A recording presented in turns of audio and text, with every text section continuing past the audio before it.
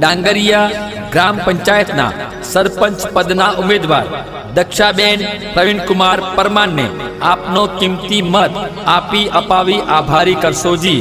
નિશાન છે કઢાઈ અને ક્રમ નંબર 2। આપનો કિંમતી અને પવિત્ર મત કઢાઈના નિશાન પર આપશો। દક્ષાબેન પ્રવીણકુમાર પરમારને જંગી બહુમતીથી વિજય બનાવશો। નિશાન છે કઢાઈ અને ક્રમ નંબર 2।